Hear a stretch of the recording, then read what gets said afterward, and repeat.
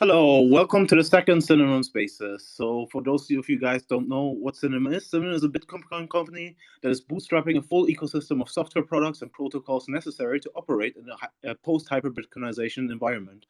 The first of these products has now dropped, which is called Blocktank, a Lightning service provider. Today on Spaces, I've with me today Reza, the CTO of Synonym, John, the CEO of Synonym, and Roy of Breeze Wallet, and he's kind of the godfather of the concept. So I'd like to ask the speakers very quickly to briefly introduce themselves, their personal reason in 30 to 50 seconds why they are bullish on Lightning. Let's start with Reza. Hello everyone, my name is Reza, I'm the CTO at Synonym. I guess the reason why I'm bullish on Lightning is that Lightning scales Bitcoin to many more users, uh, faster, cheaper payments. We're able to build nice user experiences on top of it. And on the other side, Lightning opens up a space to innovate on top of Bitcoin, allows us to integrate Bitcoin into anything that we want to, and it allows us to build types of applications that weren't really possible before. I guess that's my reason. Thank you, Reza. Let's move over to Roy. Roy, can you please introduce yourself to our audience, a little bit of background to yourself, and then why are you bullish on Lightning? Sure. My name is Roy Scheinfeld. I'm the founder and CEO of Breeze. I started in Bitcoin, actually jumped right into Lightning in 2018. And since then, I've been building the Breeze app together with my team, and we've been working on other applications on top of Lightning Network, including a point of sale and a podcast player that allows you to stream sets to content creator. Why am I bullish on Lightning? Who says I'm bullish on Lightning? I'm just joking. I think Lightning is the only way where we can scale Bitcoin and make Bitcoin a medium of exchange, but there's a lot of work to do in order to make Lightning a success. Fantastic, Roy. Now over to John. John, please introduce yourself and tell us why you're bullish on Lightning. Hey everyone, this is John. Can you hear me okay? Loud and clear. All right, cool. Yeah, sometimes I have mic problems. Yeah, this is John, CEO at Synonym. I'm bullish on Lightning because it brings currency, use cases to Bitcoin. It's the first time that we can have high frequency transacting at low cost using Bitcoin, and so I think that helps Bitcoin compete with traditional fiat, custodial, point of sale use cases, currencies, anything in normal commerce of day to day. Great. So let's go over to some questions. So we have a few questions. I'm going to kind of ask who's going to go first, and then just kind of feel all free to kind of jump in. And after a series of questions, we're going to open up the stage for any kind of question on LSP, Synonym, or Breeze Wallet, or what's or not. Let's start with the first question. That's for Roy. Roy, so you're basically kind of, some people call you the grandfather or the godfather of the LSP concept. Can you explain it a little bit more? Like, imagine I'm 12. What the heck is an LSP?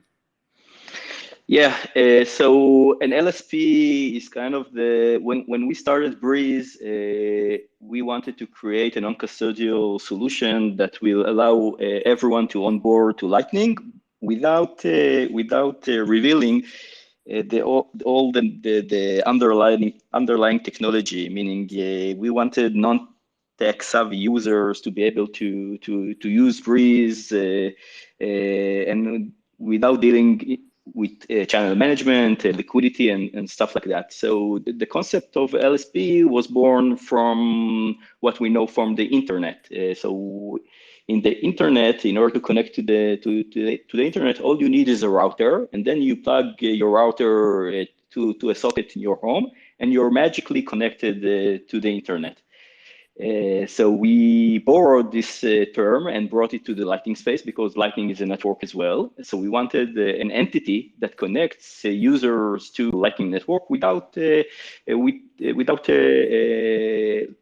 plug and play manner, in a manner that would make it seamless for users to be able to send and receive payments.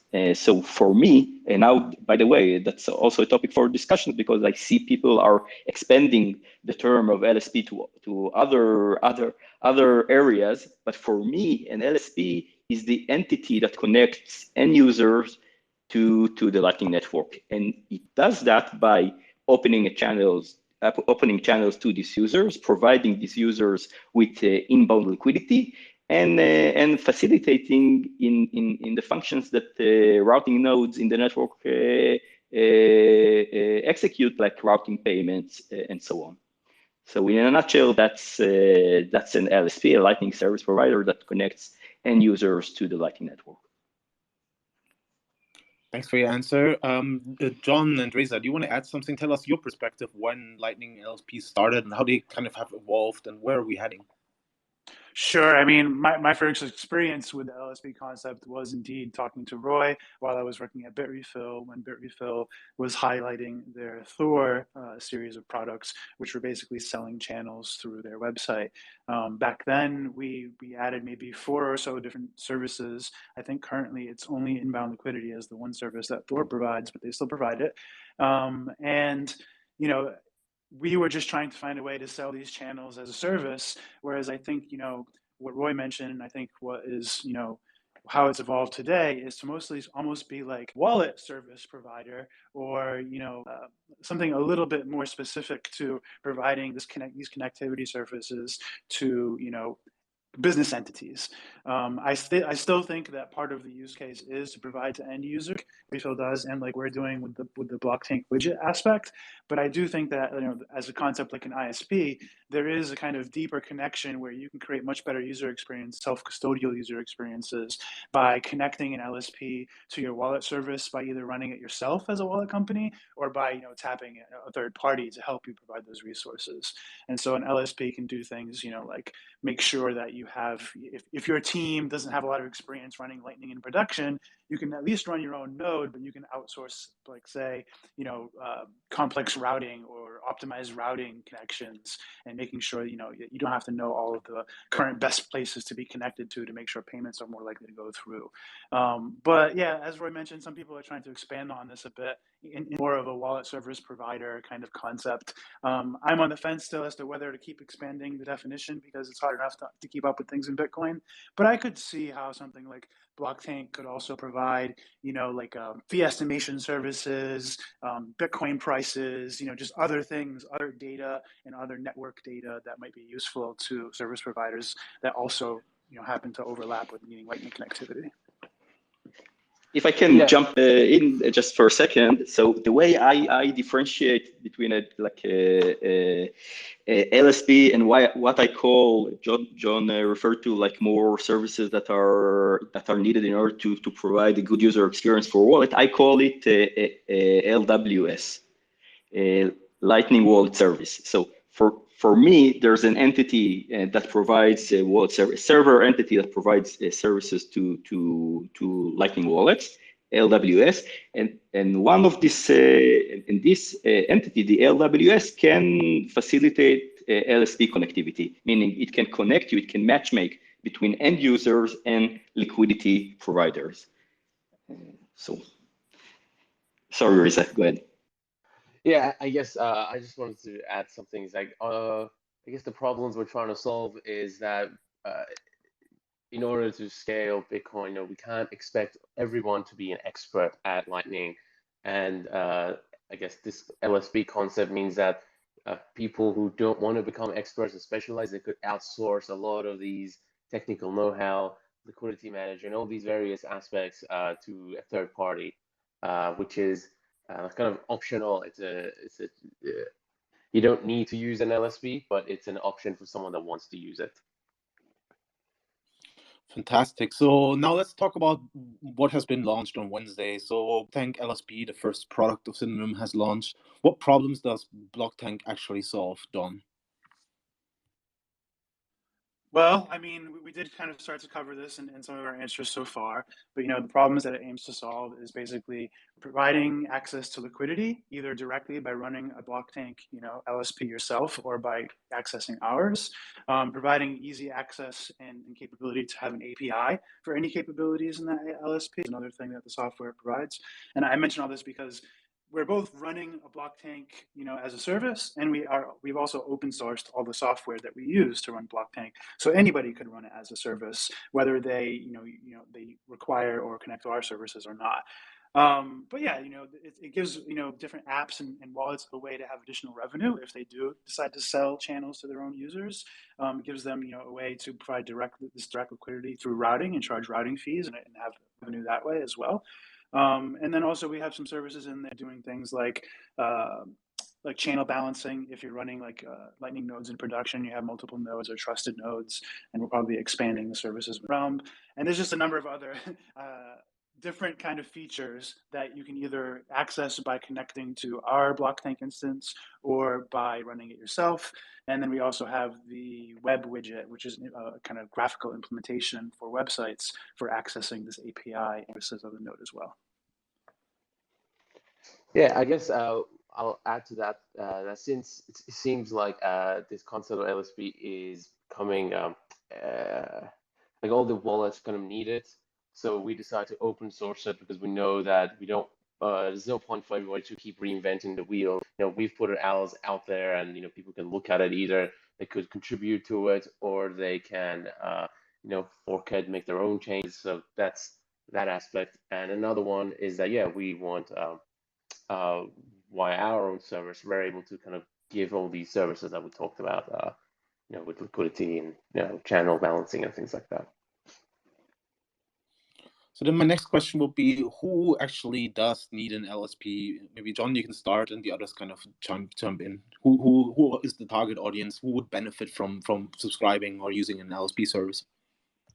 Alternate acronyms aside, we mentioned LSP or different versions of LWP or WSP or all these kind of acronyms you could use for differentiating different types of services. I would say mainly an LSP would be used by businesses. So it's going to be merchants, exchanges, wallets, app providers, or even people that are trying to run an LSP as a business and make routing as an income. Yes, Bitcoin enthusiasts could also use it as well. So pretty much anybody could run Blocktank or use Blocktank. But I would say that, end users running full routing nodes and also running Blocktank and all this full suite of services could likely be overkill. I would say, at some point there needs to be endpoints that are for paying and endpoints that are for, making payments, versus making. And so you need to have consumers and merchants. And so if Lightning is going, an economy of people, making lots of payments, which is the point of Lightning, to make, a high frequency of payments, then you do need consumers that are kind of endpoints that are mostly trying to make payments to merchants. And right in the middle, you're going to have businesses, paying each other, like B2B, and that's kind of where some of the hub concepts that we'll bring up later come in. Roy, Reza, do you have anything to add? Yeah. So just to take a step back, I think we just to frame the discussion, in LSP is a necessary element in the topology of the Lightning Network if we want Lightning to be non-custodial. So everyone that wants to connect to the network, meaning to have their node in the network and wants to participate in the network in a non-custodial fashion, unlike custodial solutions like Strike, Zebedee, and others, they need an LSP. So I can see companies like Breeze that connects, that uses the Blocktank LSP in order to provide service for their users. And I can see like that, I can see businesses using exchanges and so on, using the LSP services directly in order to facilitate their own business. But by the end of the day, the LSP is the glue behind the non-custodial Lightning. That's the way I see it. Yeah, I would definitely agree with that. And I had to mention that, that's what we care about at Syn as well. Everything we're making is meant to provide and make easier a self-custodial environment for Bitcoiners. So, that's why we focused on LSP as a product, is not just because it's a way to run a service and make software that people need, but because we want to, facilitate a hyper Bitcoinized future where people own their own assets and, controlling their own keys. So you do need, somebody kind of being the glue, as Roy mentions, and that actually applies whether or not you're doing self-custodial or custodial apps, because even custodial apps, may need, when they're starting additional liquidity from an outside source, or they may need, to focus on their product, and they might be a more user experience oriented team or business development oriented team, and not have the expertise or want the expertise of running an optimally, set up, farm of Lightning nodes locally to kind of manage their infrastructure. They may want to outsource that. And that's one thing that's cool about Lightning is, people like to have this misconception that they're worried about that Lightning will get too centralized. But the cool part about Lightning is no matter how few hubs you have making up the main arteries of the network, you still are holding your own keys. And so like the worst case scenario is, that the hub you rely on will become non-responsive and you have to open a channel somewhere else. And so you're never going to have to deal with somebody stealing your Bitcoin, no matter how centralized Lightning gets. Yeah, exactly. And just to emphasize on the liquidity aspect, LSP is a technical term for this entity that connects users, businesses to the Lightning Network. But the main function of an LSP is to provide liquidity. And in order to make Lightning a success, we need more liquidity. The more LSPs we have, the more liquidity we have in the network, the more traffic we can have in the network, the more yield nodes can generate from the network, and so on. So it's what fuels the network liquidity, and LSP is the entity that provides this fuel. All right, Blocktank has also launched an APIs. Can you tell us a little bit more, Reza, on what exactly the API is and what it does? Sure, yeah. Our current API allows you to create an order. So you set terms of your channel, and then you get a quote. You could pay on-chain or with Lightning to lease the channel, buy the channel, and then you can claim it to your own node. I think it's important for LSPs to have an API because it allows kind of developers that are building wallets or other experiences to kind of be creative about how they want to get that inbound liquidity and on the terms of that they want to get that liquidity. And it kind of allows developers build really seamless user experiences. I guess our widget is kind of I think it's pretty nice. You enter your terms. Our widget is just an implementation of the API, and yeah, I think it opens up a space for developers to be creative with purchasing inbound liquidity.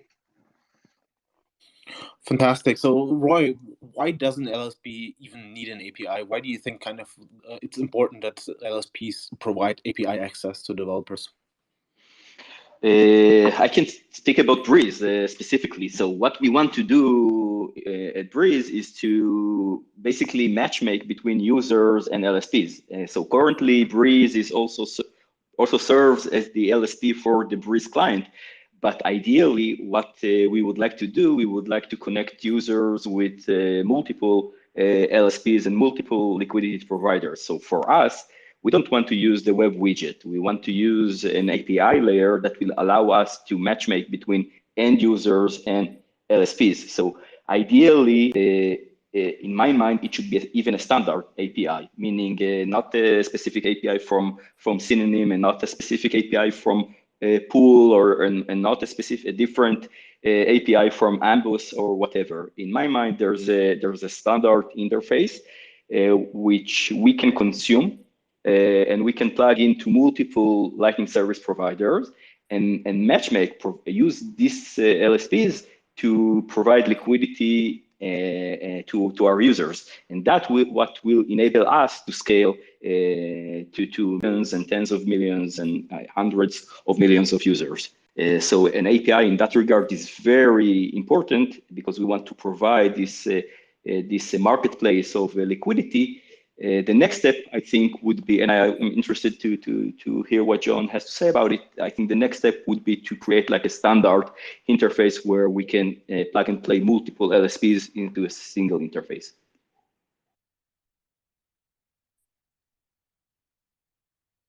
Sorry, I was on mute.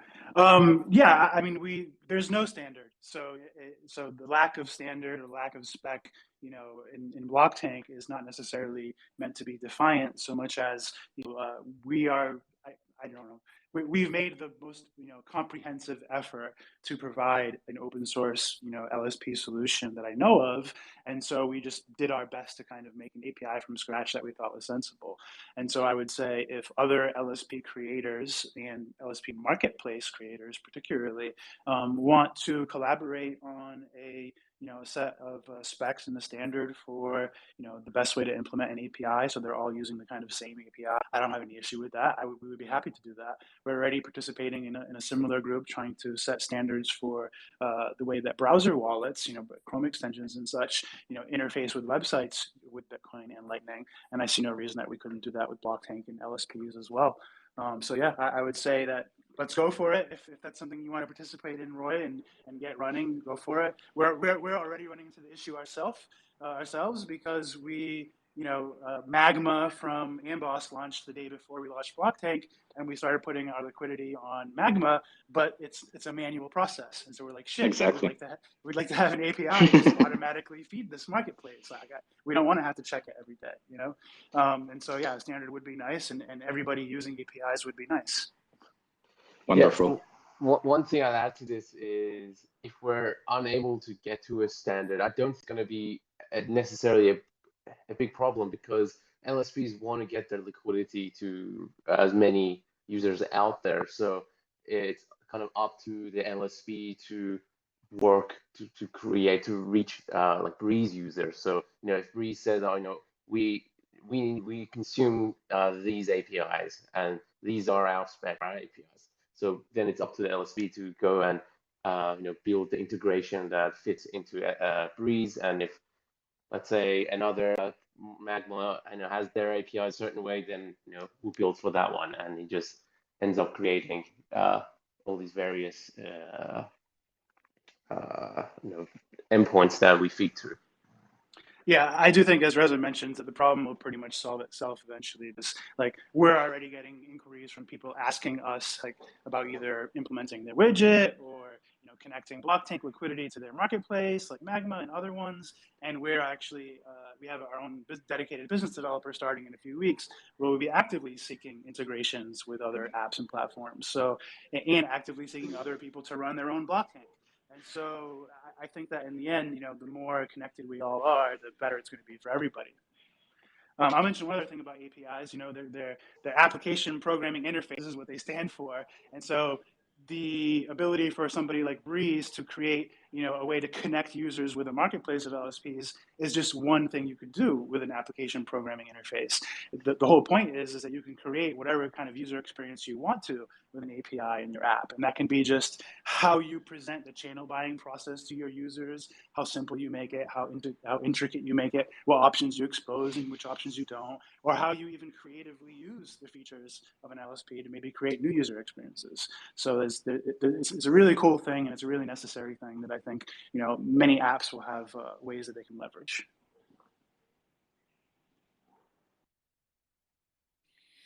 So nice. Besides APIs, we've also launched Blocktank's hubs. So what are these hubs, and each Blocktank hub?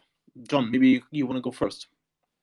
Sure. I was going to give. Oh no, never mind. Sorry, something else. So sort of similar to how Roy was differentiating, the LWP and LSP. I've maybe kind of started using different terminology in that I see the LSP as maybe the top level, or the primary provider that specializes in anything that Lightning Node needed to do at scale or to provide liquidity to other types of users. And then I would say I consider merchants to be something that would be someone like hubs. And so merchants, businesses, apps, like I mentioned, one of the primary target users for Blocktank, either running it themselves or connecting to ours. I see them as like hubs on the network, and their users as spokes. And I envision the most efficient way for the Lightning Network to likely grow will be that, it'll be a bunch of different business entities that frequently transact with other, connected to spokes of their own users that frequently transact with that entity or the neighbors of that entity. And so you kind of have like, the LSPs, as arteries to the hubs, and the hubs as, I guess, veins or capillaries to the users, and and then the individual personal channels as capillaries to like personal, high frequency payments. And so you kind of have this like, I forgot what the name of the system is for veins, cardiovascular system, I think, or just like the nervous system. It goes from the thickest, most high frequency connections to like thinner and smaller ones as it branches out. And so I think of Blocktank hubs as people that would be likely to both run a Blocktank server themselves, but unlikely to provide all of the services that it might necessarily require, or specialization and lots of liquidity to provide. So our Blocktank instance, or LSP, could provide lots of Bitcoin liquidity, for example, to merchant Blocktank hubs. And we would sell and create very large channels with these merchants, and the merchants would do the same thing with each other. And then the merchants and hubs would create smaller channels with their actual users that are practical to their day-to-day spending habits.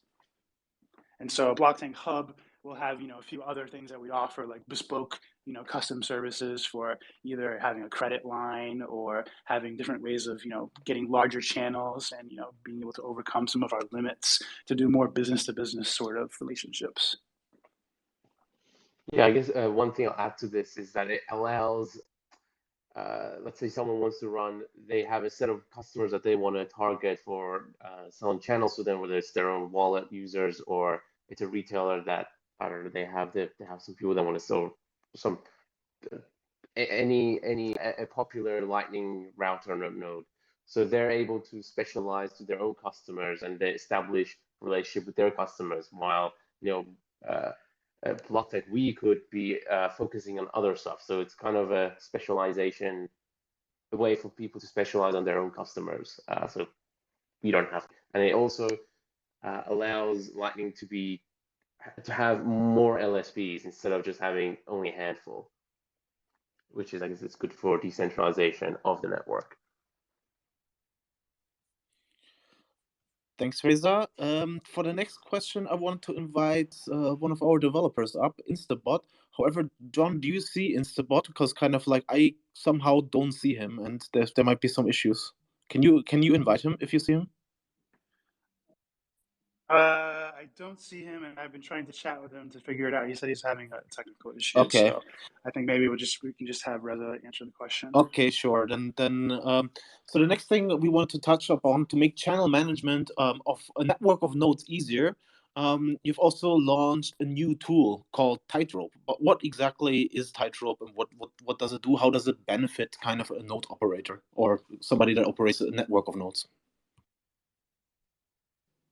Oh, Instabot just joined. Yeah, go ahead. Instabot, can you unmute yourself? Hello, can you hear me? Fantastic. Yes, sir. Please go ahead. What is Tightrope? Tell us all about Tightrope, of what you've been working on. So yes, Tightrope is a service that allows a trusted group of Lightning nodes to sort of manage their own set of channels that interconnect them and keep them balanced automatically. So one of the issues with Lightning is obviously keeping these channels in balance so that the liquidity can flow in both directions. And Tightrope provides a mechanism for you to coordinate with a group of Lightning nodes to manage that balance point, that liquidity between the channels that interconnect them. So this can work between a set of Lightning nodes that be part of your organization, but it can also stretch a wider field than that. So a group of individuals could coordinate together to manage the liquidity between their own channels. And it supports a fairly wide range of balancing options and sort of frequency, and allows you to place sort of caps on how much can flow in each direction within certain time periods, and features like that. Yeah, that pretty much covers the pretty good overview of what Tightrope is. It's, for the moment, it's primarily for, people running nodes in production in a trusted environment. But we're looking at expanding the feature set to being able to extend automatic balancing features to authenticated nodes, which would mean like, checking to see whether you are having some sort of subscription or prepayment or some kind of, permission that allows you to be part of this trusted network, and having Tightrope automate, balancing or topping up your, for example, as an end user automatically when it reaches a certain threshold. So the idea is that, in the future, we hope to have it so a wallet provider can, for example, offer a service to their users saying, hey, whenever my channel becomes, only 20% left on my spending limit, please top it up to 80% on my spending limit. Or the reverse, I'm trying to receive payments. And so if I ever only have 20% receiving balance left, please top it back to, 50% or 100% or whatever it is that you agree on. And, automatically providing an invoice to that user for what it would cost to do that, and letting the user either automatically pay invoices under a certain allowance threshold, that's like a normal subscription, or prompting the user to pay for this. And so we're looking at ways to integrate Tightrope with that kind of user experience as well. Fantastic. So besides Tightrope, the Blocktank APIs, hubs we've covered already, we briefly touched upon widget already, but let's kind of go into more details. What exactly is the Blocktank widget and how does it work, Reza? The Blocktank widget is, I guess, the implementation of an API. So it's both an example of, I think it's a well-designed, for a person that is not familiar with Lightning, they could roughly know what's going on. So from a user experience standpoint, I think it's a good example. And also from the API as well, you can see how it's interacting with the backend when it's creating an order. And some of the things that you're able to do is, let's say you purchased the channel with, you paid on-chain, and you could either claim the channel manually by just setting your node URI, or you could use LNURL channels to get the channel open to you. We also support private channels. So if you could just state, oh, open the channel with me, but I want to be private or public. We also offer that. And we also have a client library that which makes it even easier to interact with the API and with the widget and with the client libraries. Expanded now to embed Blocktank into things like Umbrel or other areas where there's all these kind of marketplaces opening up around Lightning. So we want to get Blocktank into all those areas, and the API, the widget, all of that allows us to get there. By the way, Reza mentioned the LNURL channel. I think it's a kind of a forgotten specification. Everyone, I don't know if everyone, but a lot of people are familiar with LNURL pay and LNURL withdraw. Not a lot of people are familiar with LNURL channel, so it's very cool that you guys support LNURL channel, and you actually can use it from Breeze. So you can use the Blocktank widget in order to buy a channel and then scan the QR code and have this channel open directly to your Breeze node running on the phone. So it's very, very cool that you guys support it. Yeah, I think it's with Blocktank, we want it to be easy. We want to make Lightning as easy as possible for people who are just stepping in. Because I got into Lightning early on, and we've made a lot of improvements, but we still have a lot to go. And things like LNURL channel, even I think the widget, it's still, I think it could be improved upon. We could even make it even easier for people to understand what's going on. But I think it's just incremental steps. And yeah, I think we should really be focusing on user experiences. And also show you, sorry, John, also show you the power of standardization, because we've implemented LNURL channel without knowing that you guys are going to implement URL channel. But by doing so, we can seamlessly work together even without pre-knowing that you guys were intended to provide an LSP service. Sorry, John, go ahead. Yeah, well, that's a good point. I hope that more wallets will do the same thing, because it does make connecting to an LSP or any node, much, much simpler. You just scan a QR code from your wallet on your mobile phone, and now you open your channel. So you don't have to copy and paste things, etc. But yeah, I was going to say that the Blocktank widget is basically I don't know if it's proper to call it a reference implementation, but it's a demonstration of an implementation of a UI and user experience that you can create using the Blocktank API. And it's just one. Like, even we're building our own mobile wallet as well, and in our mobile wallet, it's actually a different user experience, and we've kind of provided two different ways that you can interface with the API of Blocktank. And so we'll be using Blocktank in our own wallet as well. The user won't know it exists at all. They'll just be presented with these opportunities when it's appropriate, when they're trying to either pay instantly or connect to the Lightning Network somehow, or up their liquidity in some way. They'll be presented with a new user experience that will be different than the Blocktank widget. And so the Blocktank widget is fully open source. And so if people want to look at that UI and that code and how it interfaces with the API, they can go ahead and fork it or use it, or they can just implement it as an iframe the way it is in their own website. And we're also offering for people, if they do want to customize only the user experience, and still have us be running the Blocktank node behind it, we'll even run a custom instance of your implementation, for the web, if that helps, and that's what you need. But yeah, so there's lots of ways that you can approach it. We tried to make the Blocktank widget a comprehensive one, so it does have a fair amount of features, and it's not like the most dumbed down or simplistic way to present channel buying, but it does give you kind of all the options that you might want in that kind of user experience.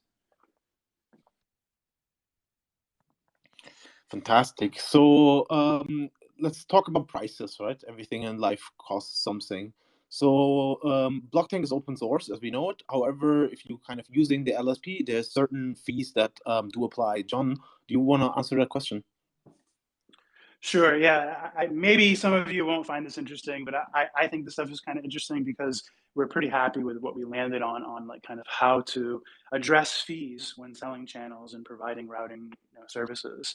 What we did was we actually looked at how Bitfinex is providing Bitcoin to shorters in the market. And so they have basically a funding market where when you want to short Bitcoin, there's basically a fee that you have to pay. It's like a daily percentage, and it's called the FRR rate, which is the flash return rate. This is like kind of like a loan rate of what it costs to borrow Bitcoin on Bitfinex and be able to give it up at any time, or close the trade at any time, or open the trade at any time. So there's a lot of liquidity available at this rate. And the rates are pretty low. They're pretty affordable. There's not a lot of people like shorting Bitcoin, for very long with lots of volume. So there's a lot of liquidity available, and the rates are decent. So we actually when you choose the duration of your channel, which is a minimum duration, basically, like if you choose 4 weeks, it means we will keep your channel open at least 4 weeks. If you choose 4 weeks, you will pay 4 weeks times the FRR rate.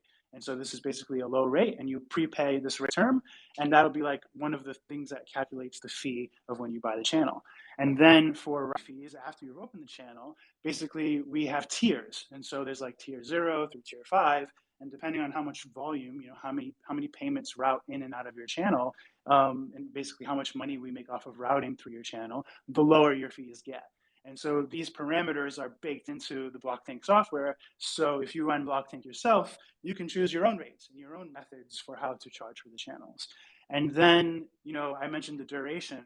So we don't close the channels automatically. In the widget, you'll note that it says that we may close them automatically. But what we actually do is we'll check, what the routing fees were for the term. And if the routing fees would exceed what we would make on the loan fees, then we keep the channel open for another term. And so we just keep checking the channel, whether the channel is active enough to justify keeping that Bitcoin locked up in there for you. And if it ever goes below, a profitable amount of activity, then we'll finally close the channel. So you could keep your channel open perpetually, potentially, as long as you're actually using it, and you're not, as long as the lending market rates are, not exceeding what are being made in the routing market. And so this kind of creates I don't know, some people, smarter people than me, have terms for like risk-free rates and things like this. And it's just basically a way to create a little ecosystem of fees around the Lightning Network that kind of all makes sense and goes together. Great. So the last question, of course, open to everybody, but let me ask Roy first. what does the future of LSPs and Blocktank look like? When you kind of just think ahead to the next few years, where will that space kind of evolve? I think you kind of touched upon it a little bit already, that the definition is kind of changing, but maybe just as a recap, where will LSPs be in a few years? Yeah, I think we touched on the subject, but I think what's important to notice that LSPs are being created. So the work of Blocktank, the work that Synonym is doing to release an open source LSP is a big step forward in when it comes to LSP, the ability to set up an LSP service and so on. So in my mind, we're going to a non-custodial future. So that's our focus. That's a focus where we have in Breeze, we want a non-custodial future. LSPs are the key element in order to provide this non-custodial future. And the way I see the market evolves is with now that we have these new types of LSPs popping up, we need to consolidate. The next step will be to consolidate LSPs in liquidity marketplaces. So a Blocktank LSP can participate in a liquidity marketplace, and then we need the entities that will matchmake between end users and LSPs, or between businesses and LSPs. But I think the future is bright because I think we can make money out of liquidity, and we can make money out of putting liquidity in the Lightning Network. We need more adoption to Lightning Network. We need better, higher fees than the routing fees that we see right now. But that all comes down to the utility of Lightning Network. So Lightning Network it provides more and more utility as the days goes by. We have more LSPs that provides liquidity to the market, and then we'll have a liquidity marketplace that their job will be to matchmake between users and businesses, and the liquidity these LSPs are providing. So there's still a lot of work to do, but we're off to a great start.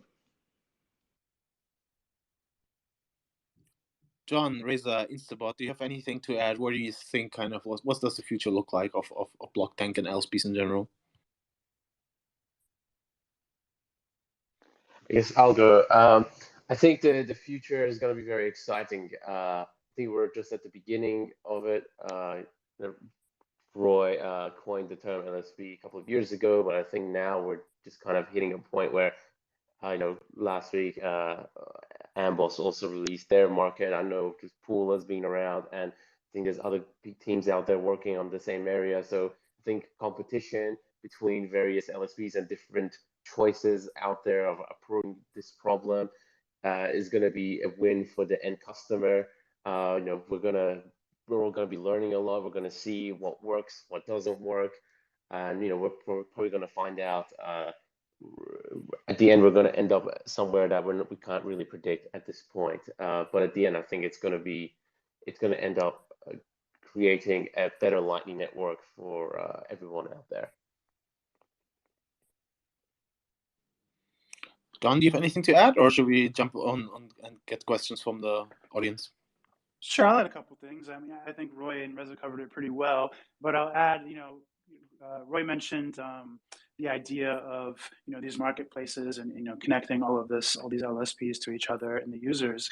I think that one area that I think will develop, maybe not in the short term, but eventually it will be necessary to have an interoperable way of scoring LSPs and scoring nodes based off of how reliable they are, how good they are at routing, what their fees are like, what the likelihood is that they'll close your channel early and things like this. And so I think you're starting to already see that a little bit more than even with Pool. In Magma, you'll see that they have a few other kind of dimensions for reputation and helping users choose which channel to buy.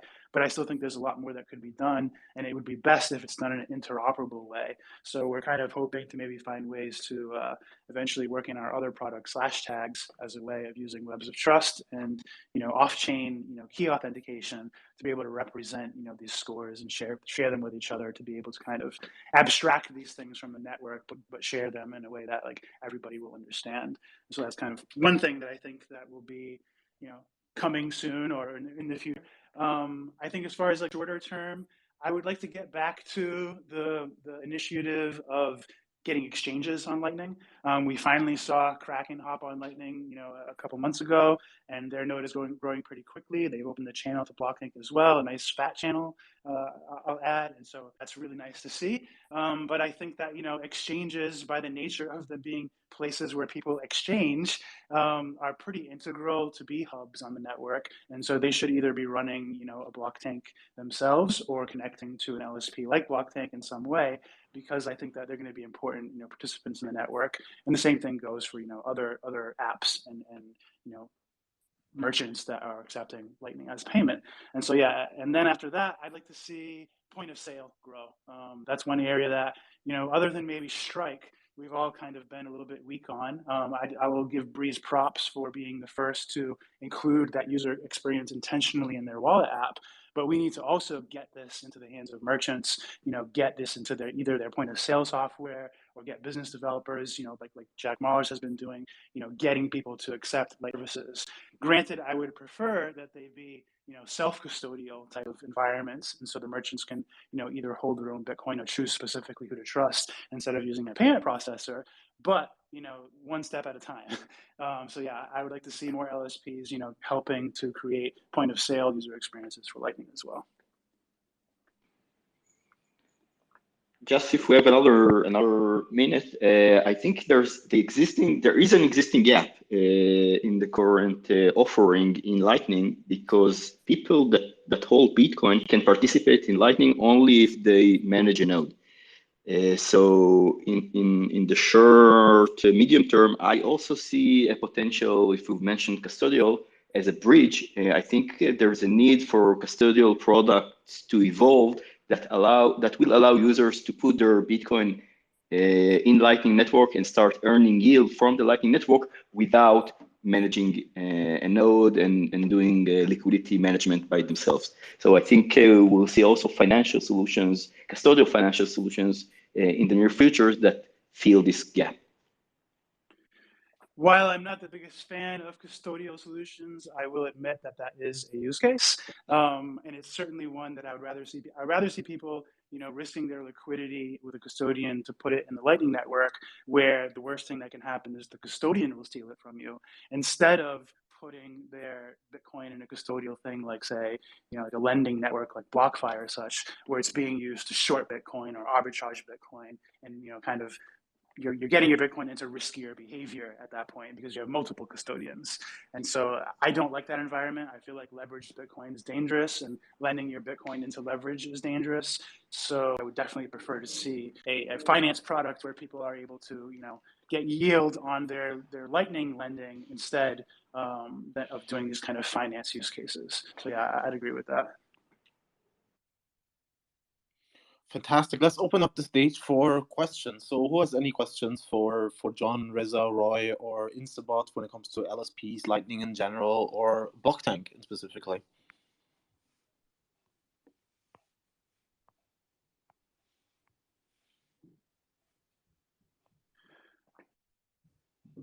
While we're waiting to see if anyone raises their hand, I'll bring up another kind of related topic that really made me think of, which is when you were mentioning that there's another gap, what I thought you were going to bring up is the gap in like what kind of node options users have right now.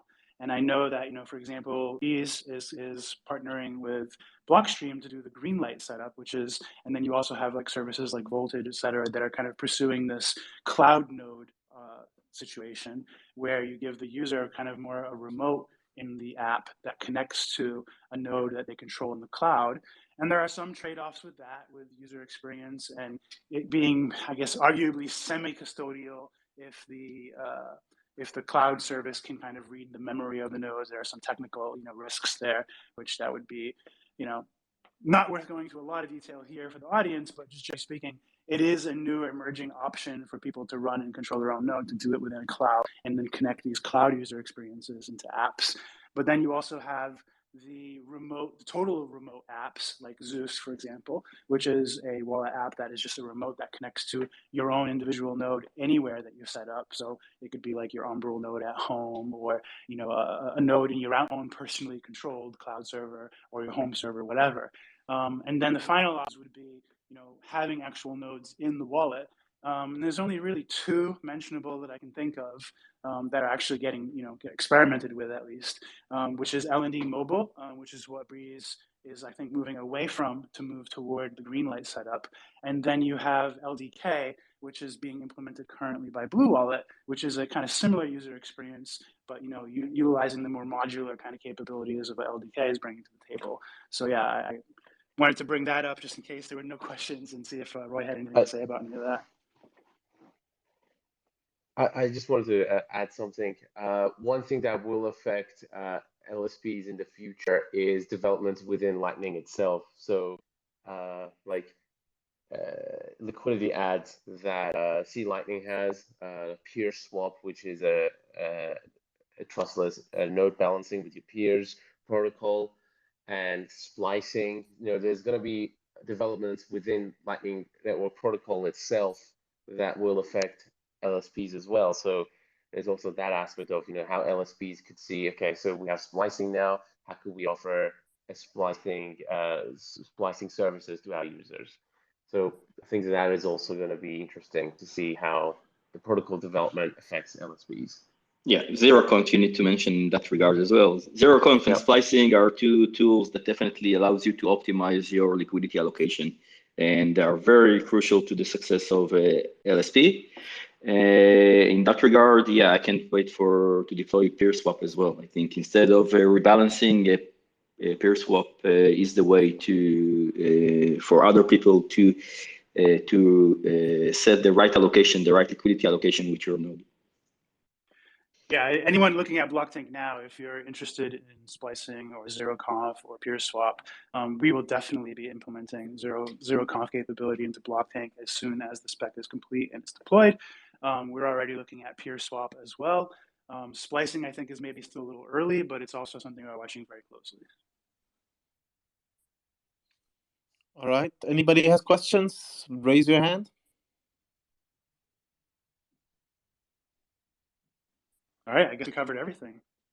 I guess that's it. Then thank you very much for joining the Spaces. And last but not least, do we have somebody? Yeah, looks like we got, I don't know if Ryan's clapping or if he wants to speak. Request. Okay. Let's go first with Blockchain Book. What's your question?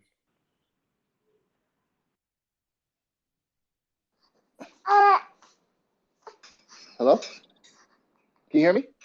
Hey. Yes, sir. I have a question. Will you guys be releasing T-shirts and hats and any type of merchandise? I think I really like the logo you guys got going on. So just curious about that. Well, the host can answer that because he's helping us handle that right now. Yes, we have some hats made already, and hoodies will be made, and we'll see kind of where we're gonna put them up. So far, they're kind of for team members, but we'll kind of, if there's demand, we'll definitely kind of somehow put them out there. No, I don't want you to put them out there. I have a Synonym sweatshirt, and I want to be exclusive, so don't do that. Well, there will never be another one like yours, so don't worry about that. But yeah, I have sweatshirt samples here. I have some of the hats here. The hats look really nice. I have sticker samples, and we'll soon have T-shirt samples. As far as getting them into a store for people to purchase, I think we know someone that's going to be starting a new store that I think will be hopefully pretty popular, and we'll try to get them into that store. But if that doesn't happen in the short term, then we'll spin up our own store to give you guys access. But thank you. I also like the logo a lot, and I'd be happy to make sure anybody who wants to get some merchandise can. Cool. Next we have John from zapride.com. What's your question? Hey, how's it going? Yeah, I was looking at integrating Blocktank into Zapride. I love the product and love the concept, and I think it'd be a great add-on. Initially, I was going to start working directly with the API within my Next.js app, but I figured I'd probably run into your geo-blocking issues with the US IP address. I noticed that pop up in my testing. Is it better for me to just run this through the client library and then do my own geo-blocking for US users, or is that something that you plan to remove at some stage in the future? Yeah, thanks. So as a company, we do not do business with the U.S. jurisdiction. We don't want to have business presence in the U.S. jurisdiction. So that's why you're running into that problem. But the API is actually you only have the API exposed because of the widget. But technically, the API is meant to be a business-to-business service for people that we've actually connected with. In other words, we'll end up doing a contract and working with businesses and figuring out what solution they need specifically for their use cases, and they'll get a whitelisted API where they'll have normal access. And so, because I believe Zapwrite is a U.S. entity, what you would have to do is you'd have to actually run the software yourself and run the stack yourself. And so you wouldn't be able to access our business services, but you could certainly use the whole Blocktank suite of software and implement the entire stack. You could run your own widget, you could run your own API, you could run Tightrope yourself, you could do everything that you want to. But yeah, the only way that you're gonna be able to take control of whether or not the US is accessing to it will be if you do run it yourself. Right. Okay. Thanks. That makes sense. That's what I figured. So I guess the kind of workaround that I mentioned before about just running a client side and doing my own geo blocking, like that's kind of a gray area that you'd probably block eventually, right? Or is that like a valid workaround? Well, the geo blocking for the US is on all fronts. So don't even try hacking it, because what's going to happen is when the US IP tries to connect from their node, it won't work either. So you definitely want to be running it yourself. Right. Got it. Cheers. Okay, next up we have the recycling guy. What's your question? Hello. Good. How you doing? I realized that you have enterprise level solutions for people, and you offer onboarding for people that necessarily want to transact on Lightning. I wonder, is it maybe in the future when people essentially learn a lot more and become a little more technically capable, how easy do you think would it be to offboard as far as say I wanted to grow my own wings, if you understand what I mean? I mean, at least leave the nest of what you guys have to offer. So I'm not entirely sure what you mean, but I'll make a guess and you tell me if I'm wrong. What you mean by onboard and offboard is, rely on our Blocktank services at first and then run them yourself. The onboarding and offboarding will be as much as you are ready to familiarize yourself with the stack and run it yourself. And so at the minimum, you have that you could just, embed the widget into your website or embed the widget into your app. And then you have to know pretty much nothing about Blocktank or Lightning, and your users will be the ones purchasing the channels from us through the widget. But there would be no customization at that point. On the opposite end of the spectrum, you have running the entire Blocktank stack yourself, running your own node, managing your own routing, providing your own Bitcoin liquidity, and then, implementing the API within your applications, running your own widget, whatever degree of the stack that you want to run. But you would need to have all the expertise required to do that. And you could do in between stages of that as well, where, for example, somewhere in the middle of the spectrum would be that you run Blocktank yourself and you expose the API to your app, but you still rely on us for routing. So you always make sure that you have liquidity with our node and buying channels from your node, from your business node to our node. So that way your users always have good liquidity and good routing for when they're trying to complete payments. So there's a lot of options there, and how much you would rely on us depends on how much you actually need us. And I think that answers the question. So it's you guys offer multiple solutions, and more or less I have the choice of how much exposure I want for to your services and everything like that. Exactly. You can rely totally on us or not on us at all. Anywhere in between. All right. Well, thank you very much. All right. Thanks, man. Is there any more questions from anybody? Otherwise, I'd say we call it a day. All right. Awesome. Well, I guess I'll sign off and say, we have one. Let's let Vivek speak.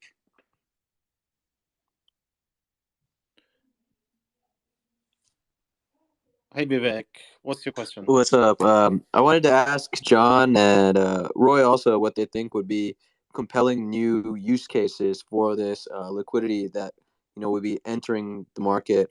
I think we all tend to agree that you need to offer something versus just inserting yourself as a man in the middle to be profitable along these routes. So I was curious what they think like compelling applications will be. I know Roy has many ideas.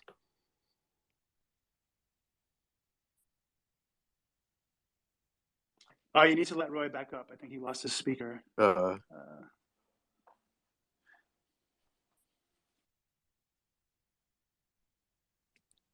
Yep. Roy, did you catch that question? Yeah, some technical issues with Twitter, but I hope you guys can hear me.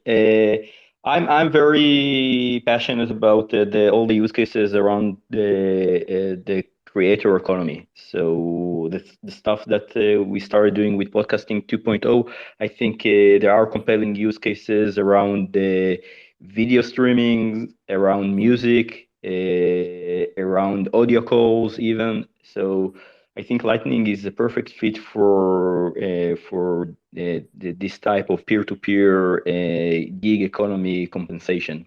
And so I'm very passionate about pursuing this type of use cases. Yeah, I'll agree with Roy, and I'll add a little bit extra dimension to the kind of same concept, which is, not only will Lightning liquidity, facilitate, content monetization in general, I think it will also facilitate new, ways to monetize content. And like I mentioned earlier, for example, the concept of, subscriptions and having, I used it in the context of Tightrope and being able to like top up your channel. But if you can, create that kind of interaction for content as well, which is something that we're trying to do with the publishing platform that we're building based on slash tags, you can really, start getting creative with what a subscription is, how frequently it happens, whether you can go anywhere from streaming in real time to, monthly subscriptions or yearly subscriptions, providing discounts for certain, activity. You can have different types of paywalls, and that we have like the biz.pro, the podcast I have, where there's this crowd wall concept where like everybody can publicly kind of take down the wall together and unlock the content permanently for free. And so we plan on demonstrating a lot of use cases like this with Lightning and Bitcoin, and having this kind of live connection to the web that is provided by monetizing and providing liquidity to the Lightning Network.